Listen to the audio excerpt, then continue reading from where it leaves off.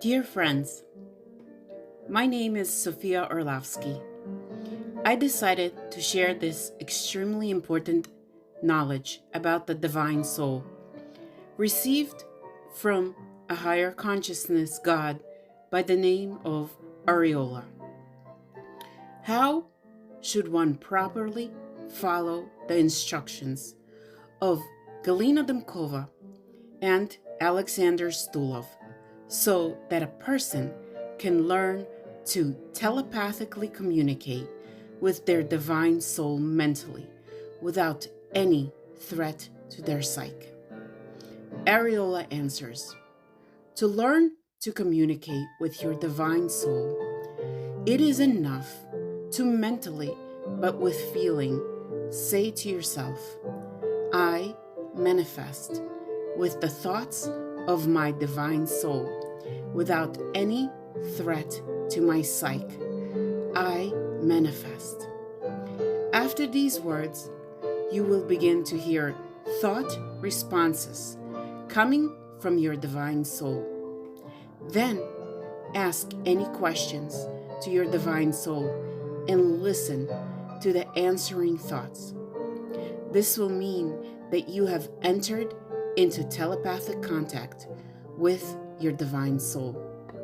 If you sense that these are your own thoughts, stop the telepathic contact by saying, I manifest as my own thoughts.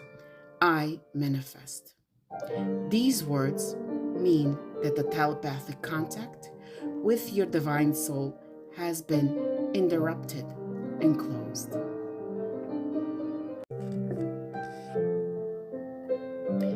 I, Sophia, also asked this question. Ariola, why is it necessary to say that the contact with the divine soul has been interrupted and closed? Ariola answers, because the mental connection with the person's divine soul is always open to our living thoughts of the higher consciousness God. We, the higher consciousness God, always represent the power of infinite love for life through living thoughts of divine structure. The divine soul of a person exists and lives always where we, the higher consciousness God's souls, live. In other words, a human's divine soul, in miniature, is our divine soul of the higher consciousness God, which always lives with us in harmony with love. Next, I asked Ariola, how can a person see the difference between their mental thought responses in their consciousness and the mental answers from the feelings of the person's divine soul, the divine soul from the higher consciousness God? Ariola continues answering this question. When it comes to the life of the divine human soul, while engaging in a dialogue with it, you must focus on this word dialogue.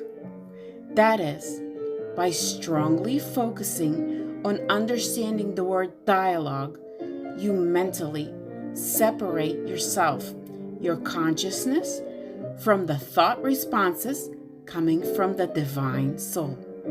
Only then will you truly sense the separation between your consciousness and your divine soul. Only in this case will there be unity in the living thoughts between the questions of your consciousness and the answers of your divine soul. However, I repeat, this only happens whenever you focus intentionally on the word dialogue.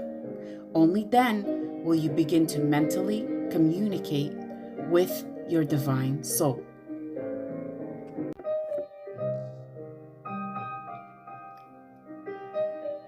The formula: the consciousness, your living thoughts in your head, automatically unites as one whole with the divine feelings of love for life, with the loving feelings of your divine soul.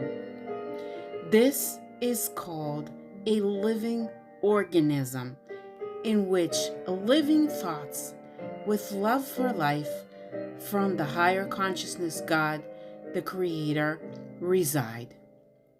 I, Sophia, also asked this question: how can one understand that the feelings and thoughts of the divine soul live within the human organism?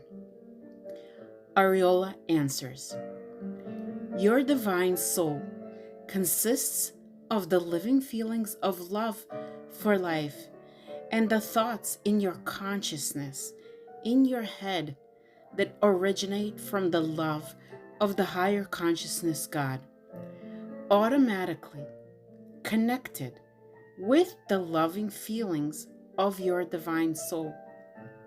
Consequently, all of this lives in one organism, which is your physical material body, with the same feelings and thoughts as those of the teachers in the hierarchy of God.